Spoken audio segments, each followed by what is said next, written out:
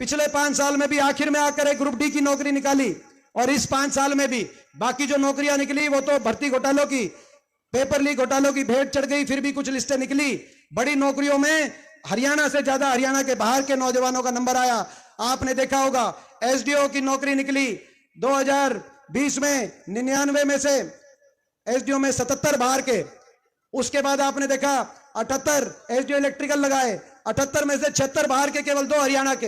HCS की नौकरी निकली, एचसीएस की नौकरी में 38 हरियाणा के बाहर के। हमें किसी, ये सभी का देश है, हमें किसी प्रदेश के नौजवान कहीं भी लगे हमें कोई आपत्ति नहीं, लेकिन बाकी किसी प्रदेश में अगर हरियाणा के नौजवानों को अवसर नहीं मिल रहा तो हरियाणा का नौजवान हरियाणा के अंदर। अभी बीडीओ की निकली, पंचायती राज, ब्लॉक डेवलपमेंट पंचायत अफसर, पंचायतों में काम करना है।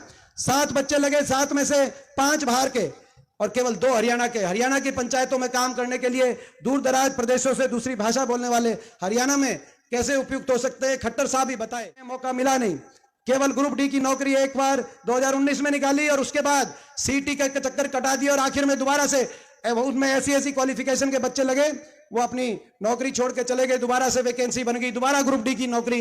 इलेक्शन के टाइम 5 साल तक घुमा घुमा के दोबारा ग्रुप डी की नौकरी निकालने का काम किया। और उसके साथ साथ अग्निपथ, उसके साथ साथ ऐसी योजना आ गई अग्निपथ, जय जवान जय किसान का नारा दिया था स्वर्गीय लाल बहादुर शास्त्री जी ने, और उस नारे की गूंज, जय जवान जय किसान की गूंज अगर देश के किसी कोने में एक सुनाई देती थी तो वो दक्षिणी हरियाणा हीरवाल के इस कोने में दे जय जवान जय किसान हर गांव में। और यही खड़े होकर मैंने संसद में कहा कि ये वो इलाका है जिस इलाके में, इस इलाके की क्या पहचान है। ये मैं तो बचपन से इस इलाके में, और मैं कह सकता हूं कि सांगी गांव मेरी जन्मभूमि हो सकती है, लेकिन कोसली हल्का और दक्षिणी हरियाणा मेरी कर्म भूमि है। इस बात का मुझे गौरव प्राप्त है। लोकसभा चुनाव के रण में दीपेंद्र हुड्डा ने आज रेवाड़ी के डहीना कोसली हलके में आयोजित जनसभा को संबोधित किया और बीजेपी को आड़े हाथों लिया।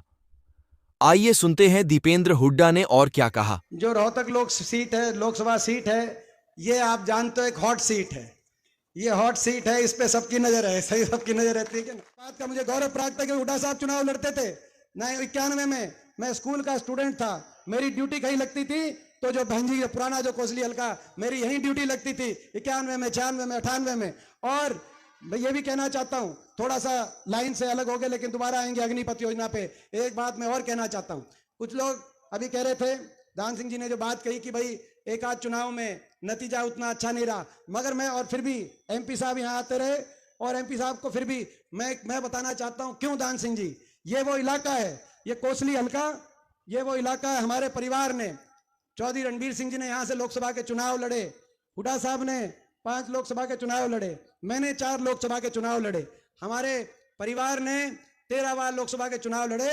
एक आध इलेक्शन को छोड़कर ये कोसली हल्का है, एक एक गांव ने पूरा आशीर्वाद दिया यहाँ से, वो कैसे भूल सकते हैं। हमारी 3 पीढ़ियां यहाँ से आशीर्वाद लेके लोकसभा में पहुंची हैं। मैं समझता हूं कि भाई एक आध चुनाव देश के इतिहास में प्रजातंत्र है, एक आध चुनाव में, लेकिन हर चुनाव में यहाँ से आशीर्वाद मिला, चाहे दादाजी रहे हो, चाहे हुड्डा साहब रहे हो। और मेरी तो बचपन से यहाँ ड्यूटी लगती थी।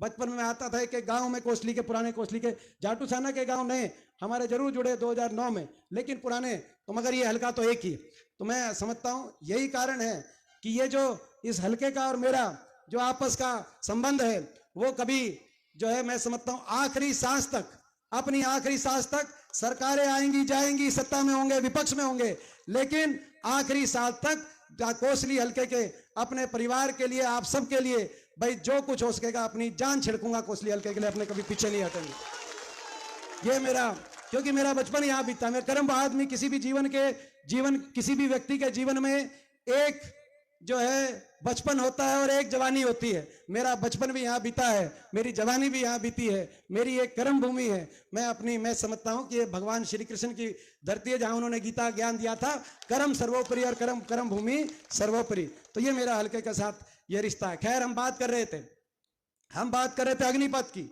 जय जवान जय किसान की अगर गूंज कहीं सुनाई देती है। मैंने संसद में खड़े होकर कहा कि अगर देश में एक इलाका है जिसकी एक पहचान है, जहां हर घर में कोई फौजी है, कोई ऐसा घर नहीं जहां हर घर में कोई ना कोई फौजी है, कोई किसी के कोई भाई मिलेगा, किसी चाचा मिलेगा, किसी ताऊ, किसी दादे के परिवार में, हर घर में जहां फौजी है और हर घर और हर गांव में किसी ना किसी ने शहादत दी है, उस इलाके का नाम देश में केवल और केवल दक्षिणी हरियाणा की ये धरती है और कोई दूसरा इलाका नहीं। तो ये वो इलाका है। और यहां मांग कर रहे थे अही रेजिमेंट की। मैं संसद में खड़े होकर मैंने अही रेजिमेंट की हम मांग करते थे, मगर अही रेजिमेंट देना दूर है, सरकार ने लागू कर दी अग्निपथ योजना। अग्निवीर भर्ती किए गए। देश की आजादी से लेकर 2019 तक हर साल लगभग 5,500 की पक्की भर्ती हरियाणा से होती थी, और हरियाणा में सबसे ज्यादा अपने इन 3-4 जिलों से होती थी। उस पक्की भर्ती को 2 साल भर्ती नहीं हुई कोविड में, कोरोना काल में, और कोविड में 2 साल भर्ती ना होने के बाद अग्निवीर की योजना आ गई, जिसमें 5,500 की पक्की भर्ती के बजाय पिछले साल 924 अग्निवीर लिए गए हरियाणा से, कुल 924। मगर इन 924 में से भी आपको पता है केवल 200-225 पक्के किए जाएंगे, 1/4, बाकी घर वापस आ जाएंगे 4 साल के बाद। ये मैं समझता हूं कि कहां 5,500 की पक्की भर्ती अपने हरियाणा से और इस इलाके से हर साल सरकारें आई गई, चाहे बीजेपी की सरकार हो चाहे वो कांग्रेस की सरकारें रही हूं, सरकारें आई गई देश में, लेकिन 5,500 की पक्की भर्ती का क्रम खत्म नहीं हुआ है राजनीति से ऊपर उठ के, क्योंकि फौज राजनीति से ऊपर उठ के। इसीलिए मैं राजनीति से ऊपर एक सरकार से पूछना चाहता हूं, इसकी मांग किसने करी? देश में ना तो फौज की मांग थी, क्योंकि जो जनरल अभी न जो नरवणे जो फौज के जनरल रिटायर हुए, उन्होंने कहा हम सारे आश्चर्यचकित हो गए, हमें पता नहीं था। ना तो फौज ने मांग करी, ना किसी पार्टी ने मांग करी, ना देश के नौजवान ने मांग करी, ना किसी पार्टी के घोषणा पत्र में था, कोई भाजपा के घोषणा पत्र में यह बात नहीं थी, और ना ही फौज में कोई ऐसी कमी थी। यह तो वो फौज थी जिसने देश के हमेशा तिरंगे को ऊंचा रखने का काम किया, चाहे कोई किसी की पार्टी की सरकार रही हो, चाहे 1971 में इंदिरा गांधी जी प्रधानमंत्री और कांग्रेस पार्टी की सरकार रही हो, जब पाकिस्तान के 2 टुकड़े इस फौज ने करने का काम किया, और चाहे 99 में अटल बिहारी वाजपेयी जी देश के प्रधानमंत्री रहे हो, जब करगिल के अंदर देश के दुश्मन पाकिस्तान का अगर शीश झुकाने का काम किया, तो उस देश की फौज ने झुकाने का काम किया। इस देश की फौज में कोई कमी नहीं थी, मगर आपने पक्की भर्ती कैंसिल कर दी, और इस फौज में आप ये अग्निवीर योजना ले आके। पहले तो ऐसा होता था कि फौज में कोई चला जाए तो सगाई लेके घर पहुंच जाते थे, और अब अगर 18 में भर्ती होगी तो भाई जो 21-22 में घर वापस आ जाएगा, बिना पेंशन के घर वापस आ जाएगा। अब जो है, और उसके ऊपर तिरस्कार ऐसा, बीजेपी के एक महासचिव हैं, उन्होंने कैलाश विजयवर्गीय जो महासचिव है भाजपा के, उनका बयान आया जब हमने संसद में आवाज उठाई कि अग्निपथ योजना गलत है, तो इतना घमंड कि उनका बयान आया कि जो अग्निवीर बिना पेंशन के वापस आ जाएंगे, हम देश में बीजेपी के आलीशान दफ्तर खोल रहे हैं, उन दफ्तरों में के आगे चौकीदार लगाने के काम आएंगे। मैं समझता हूं ऐसा घमंड, ऐसा अहंकार ठीक नहीं है। अहंकार और घमंड तो आनी जानी चीज है। अगर कुछ कायम रहा इस देश में तो इस जनता का स्वाभिमान कायम रहा है, देश की जनता स्वाभिमान का। भाजपा को इतना अहंकार नहीं करना। तो मैं समझता हूं कि आज इन सब कारणों की वजह से देश में सबसे ज्यादा बेरोजगारी आज हरियाणा में, खट्टर सरकार की देन, केंद्र सरकार की देन।